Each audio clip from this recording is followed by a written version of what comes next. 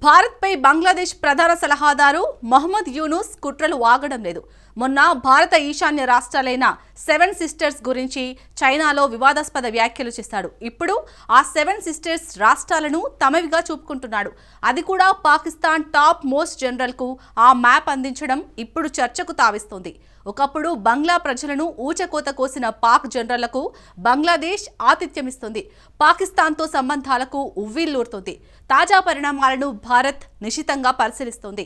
వచ్చే ఫిబ్రవరి కోసం ఢిల్లీ సహనంతో ఎదురుచూస్తుంది. ఫిబ్రవరితో యూనుస్ కుట్రలకు చెక్ పడనుందా? భారత్కు బంగ్లాదేశ్ సవాల్గా మారుతుందా? ఫిబ్రవరితో బంగ్లాదేశ్లో మార్పు వచ్చేస్తుందా? Let's watch. 7 సిస్టర్స్ పై యూనస్ కుట్రలేంటి? భారత్కు బంగ్లా డేంజర్గా మారుతోందా? ఫిబ్రవరితో యూనస్ పీడ విరగడవుతోందా? రాజకీయాల్లో లేమ్డ్ డక్ అనే మాటను మీరు ఎప్పుడైనా విన్నారా?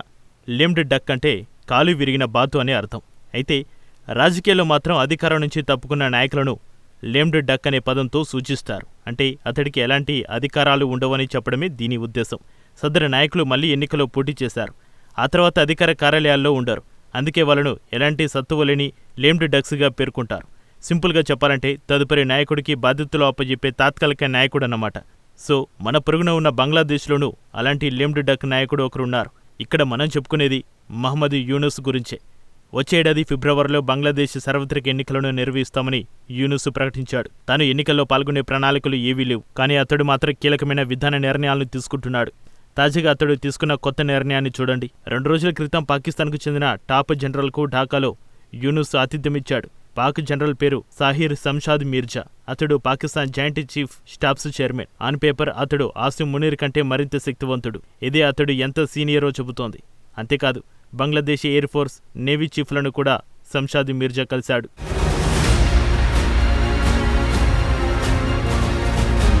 బంగ్లాదేశ్ ప్రధాన సలహాదారు, ఎయిర్ ఫోర్స్, నేవీ చీఫ్లతో ద్వైపాక్షిక పెట్టుబడులు, మిలిటరీ సహకారం, కనెక్టివిటీ గురించి పాక్ జనరల్ చర్చించాడు. సాధారణంగా ఏ దేశంలోనైనా ఇలాంటి ఒప్పందాలు అధికారంలో ఉన్న రాజకీయ నాయకులు చేసుకుంటారు. కానీ అక్కడ ఉన్నది పాకిస్తాన్. పాకిస్తాన్ ఒప్పందాలను మిలిటరీ జనరల్లే చేసుకుంటారు. మరి అయితే పాకిస్తాన్ జనరల్ బంగ్లాదేశ్లో పర్యటించడం కొత్తేమీ కాదు. గత కొన్ని నెలలుగా పలువురు పాకిస్తానీ మిలిటరీ ఉన్నతాధికారులు బంగ్లాదేశ్లో పర్యటించారు. కొందరు బంగ్లాదేశ్ సైనికులకు శిక్షలు కూడా ఇచ్చారు. కానీ జనరల్ శంషాద్ మీర్జా వాళ్ళలాంటి సాదాసీదా ఆర్మీ ఆఫీసర్ కాదు. 1971లో బంగ్లా ప్రజలను ఊచకోత కోసిన ఆది సైన్యంతో సంబంధాలకు బంగ్లాదేశ్ తహతలాడుతోంది. పాకిస్తాన్తో నిరంతర సహకార చర్యలను బంగ్లాదేశ్ ముమ్మరం చేస్తోంది. మహమ్మద్ యూనిస్ హయాంలో పాకిస్తాన్ దురాగతాల చరిత్రను తుడిపివేత ప్రక్రియ మొదలైంది. దానికి బదులుగా పాకిస్తాన్ గొప్ప దేశంగా చిత్రీకరించే పనులు నిమగ్నమైంది. గత ఏడాది కాలంలో యూనుస్ వేస్తున్న అడుగులను చూడండి. ఇప్పుడు బంగ్లాదేశ్లో పాకిస్తాన్లు పర్యటించాలంటే ఎలాంటి భద్రతా తనిఖీలు అవసరం లేదు. గతంలో పాకిస్తానీలకు బంగ్లాదేశ్ వీసా మంజూరు చేయడానికి కఠినమైన నిబంధనలు అమలు చేస్తుంది. కానీ ఇప్పుడు అవేమీ లేవు. వీసాకు అప్లై చేస్తే మంజూరు చేస్తున్నారు. పాకిస్తానీ మిలిటరీ అధికారులకు బంగ్లాదేశ్ రావాలంటే అసలు వీసా కూడా అవసరం లేదు.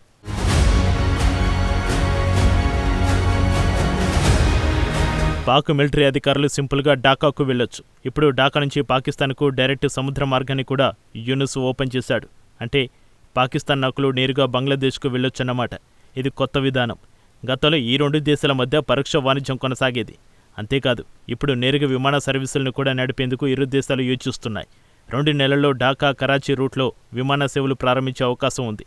అంతేకాదు వాణిజ్య అడ్డంకులను కూడా ఇరు దేశాలు తొలగిస్తున్నాయి. గతంలో పాకిస్తాన్ నుంచి వచ్చే ప్రతి వస్తువును భౌతికంగా తనిఖీలు చేసేవారు. ఇప్పుడు ఆ నియమాన్ని ఢాకా తొలగించింది. ఈ మధ్యకాలంలో అంటే ఏడాదిగా పాకిస్తాన్, బంగ్లాదేశ్ రాజకీయ సంబంధాలు కూడా బలపడుతున్నాయి.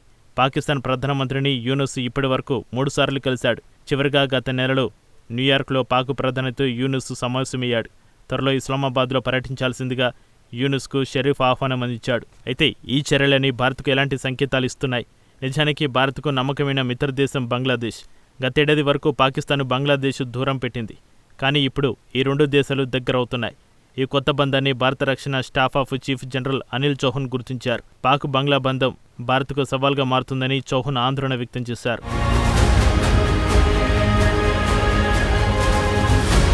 చైనా, పాకిస్తాన్, బంగ్లాదేశ్ కలయిక ప్రాంతీయ స్థిరత్వం, భద్రతపై తీవ్ర ప్రభావం చూపుతుందని జనరల్ అనిల్ చౌహాన్ తెలిపారు. అయితే పాక్ బంగ్లాదేశ్ బంధం భారత్కు ఎలాంటి హాని కలిగిస్తోంది? ఇక్కడ భారతీయ ఈశాన్య ప్రాంతంపైనే అతిపెద్ద ఆందోళన. భారత ఈశాన్య రాష్ట్రాలతో పొడవిన సరిహద్దును బంగ్లాదేశ్ పంచుకుంటోంది. ఒకవేళ బంగ్లాదేశ్ కోరుకుంటే ఆయా రాష్ట్రాలు ఇబ్బందులను సృష్టించవచ్చు. ఇప్పటికే అలాంటి భయాలను యూనుస్ రేకెత్తిస్తున్నాడు. ఇటీవల అతడు చైనాలో ఎలాంటి వ్యాఖ్యలు చేశాడో చూడండి. భారత్లోని ఈశాన్య రాష్ట్రాలు దుర్బలంగా ఉన్నాయని బీజింగ్లో యూనుస్ చెప్పాడు. భారత ఈశాన్య రాష్ట్రాలను 7 సిస్టర్తో పోల్చాడు. అవి భూపరివేష్టిత ప్రాంతాలని యూనుస్ వెల్లడించాడు. సముద్రం నుంచి ఆ రాష్ట్రాలకు చేరుకునే అవకాశమే లేదన్నాడు. వాటికి సమీపంలో సముద్రం ఉన్న ప్రాంతం తమదేనన్నాడు. అందుకే ఇక్కడ చైనా ఆర్థిక వ్యవస్థ విస్తరించేందుకు అవకాశం ఉందన్నాడు. ఇక్కడ వివాదాస్పద విషయం ఏమిటంటే ఒక పొరుగు దేశం భూభాగాల గురించి మరో దేశంలో యూనుస్ మాట్లాడడమే. సో యూనుస్ వ్యాఖ్యలో దురుద్దేశం స్పష్టంగా కనిపిస్తోంది. తాజాగా అలాంటి దురుద్దేశాలు మళ్లీ కనిపించాయి. ఢాకాను సందర్శించిన పాకిస్తానీ జనరల్కు యూనుస్ ఓ పుస్తకాన్ని అందించాడు. ఆ బుక్ కవర్ పేజీపై ఉన్న చిత్రాన్ని చూడండి. అందులో వక్రీకరించిన బంగ్లాదేశ్ మ్యాప్ కనిపిస్తోంది. ఎందుకు బంగ్లాదేశ్ మ్యాప్ను వక్రీకరించారు? పాక్ జనరల్కు అందించిన పుస్తకం కవర్ పేజీపై బంగ్లాదేశ్ మ్యాప్లో భారత ఈశాన్య రాష్ట్రాలను కలిపేశారు. ఇదేమీ అనుకోకుండా జరిగిన సంఘటన ఏమాత్రం కాదు. ప్రభుత్వం అందించే బహుమతులపై బాగా చర్చించి ఆలోచించి అందిస్తారు. అంటే ఉద్దేశపూర్వకంగానే యూనుస్ సర్కార్ ఆ బుక్పై మ్యాప్ను వక్రీకరించిందని స్పష్టంగా తెలుస్తోంది. సో బంగ్లాదేశ్ నుంచి వచ్చే సవాళ్లను ఎదుర్కొనేందుకు భారత్ సిద్ధమవ్వాలి. గతంలో ఈ సరిహద్దు భారత్కు భద్రతా పరంగా పీడకలలా ఉండేది. ఆయుధాల అక్రమ రవాణా, మాదక ద్రవ్యాల తరలింపు, అక్రమ వలసలు, చొరబాటుకు వేదికగా ఉండేది. అయితే శుభవార్త ఏమిటంటే ఫిబ్రవరిలో ఢాకాలో కొత్త ప్రభుత్వం ఎన్నికవుతోంది. ప్రభుత్వం తమ విధానాల్లో ఆచరణాత్మకంగా ఉంటారు. అప్పటి వరకు ఈ లెమ్డ్ డక్ మాత్రం అరుస్తూనే ఉంటుంది.